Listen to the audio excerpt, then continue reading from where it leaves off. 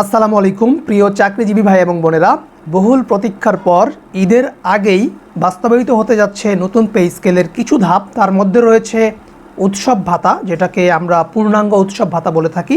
তো আজকের যে নতুন কর্মসূচি এবং আজকের যে সংবাদ সম্মেলন অনুষ্ঠিত হয়েছে, সেই সংবাদ সম্মেলন অনুষ্ঠানের যে মাধ্যমে যে তথ্যগুলো আমরা কালেক্ট করতে পেরেছি, টিচার্স অ্যাসোসিয়েশনের যে চেয়ারম্যান এবং যারা রয়েছেন এই কর্মসূচি পালন করছেন, সকলের যে বক্তব্য বা যে আশা আকাঙ্ক্ষা বা যে প্রতীক্ষা, সেই বিষয়গুলো নিয়ে আজকের এই ভিডিওটা আমরা করেছি। ধৈর্য সহকারে সম্পূর্ণ ভিডিওটি দেখবেন। ভিডিওতে গুরুত্বপূর্ণ কিছু তথ্য থাকবে এবং আপনারা অবশ্যই যারা আমাদের এই ছোট্ট চ্যানেল নতুন দর্শক আছেন, অবশ্যই চ্যানেলকে সাবস্ক্রাইব করে পাশে আসা বেল আইকন বা জিওল বাটনে ক্লিক করে রাখুন।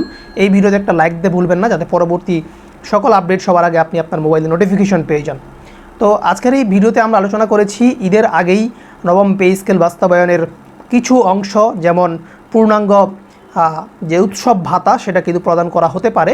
তো প্রথম যে বিষয়টা আলোচনা করা হয়েছে সেটা হচ্ছে, আমরা দেখেছি বিগত অনেক দিন ধরে কিন্তু এই নতুন পে স্কেল নিয়ে নানা তালবাহানা চলছে এবং অন্তর্বর্তীকালীন সরকার থেকে শুরু করে নতুন যে সরকার গঠন করেছে, আমরা জানি বাংলাদেশ জামায়াতে ইসলাম দল গঠন করতে পারে নাই, কিন্তু তাদের ইশতেহারে স্পষ্ট করে উল্লেখ করেছিল তারা নতুন পে স্কেল নিয়ে কাজ করবে। সেই সাথে বাংলাদেশ জাতীয়তাবাদী দল বিএনপি যারা সরকার গঠন করেছে, তারাও কিন্তু তাদের ইশতেহারে উল্লেখ করেছিল যে তারা সরকার গঠন করতে পারলে নতুন পে স্কেল নিয়ে কাজ করবে এবং তারা ইতিমধ্যে বেশ কিছু ব্রিফ করেছে এটা নিয়ে।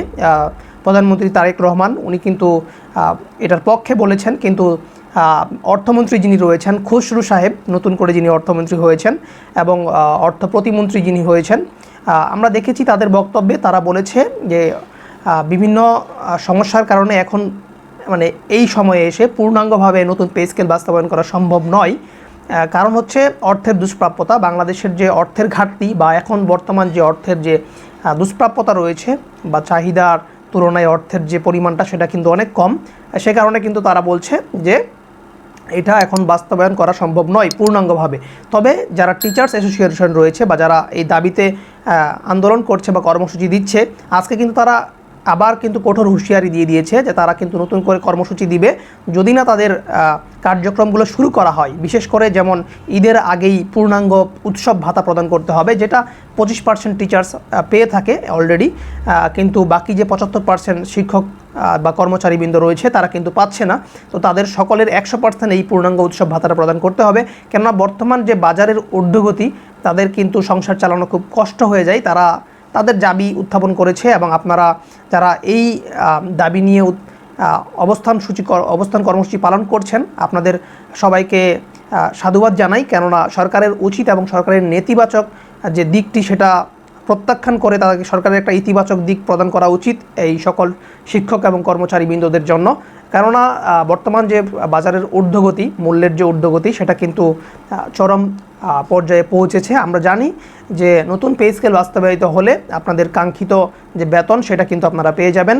আমরা আশাবাদী এবং কি নতুন পে স্কেল বাস্তবায়ন হতেই হবে, এটা আজকে কিংবা কালকে বা 2 দিন পরে, সেটা আজকে বা কালকে হোক, অবশ্যই হতে হবে। তো সরকারের উচিত খুব দ্রুত এই ইতিবাচক দিক দেখে হচ্ছে নতুন পে স্কেলটা বাস্তবায়ন করে দেওয়া। তো আজকের এই ভিডিওটি এ পর্যন্তই। নতুন কর্মসূচি দেওয়ার আগেই হয়তোবা পূর্ণাঙ্গ যে উৎসব ভাতা সেটা প্রদান করা হতে পারে। তো আমরা আপনাদেরকে অবশ্যই জানিয়ে দেবো এই ভিডিওর মাধ্যমে, এই চ্যানেলের মাধ্যমে। অবশ্যই ভিডিওতে একটা লাইক দিতে ভুলবেন না, চ্যানেলকে সাবস্ক্রাইব করে সাথে থাকুন পরবর্তী আপডেটটি এবং পরবর্তী সকল আপডেট সবার আগে আপনি আপনার মোবাইল নোটিফিকেশন পাওয়ার জন্য। এতক্ষণ সাথে থাকার জন্য ধন্যবাদ জানাচ্ছি। ধন্যবাদ সবাইকে। আসসালামু আলাইকুম।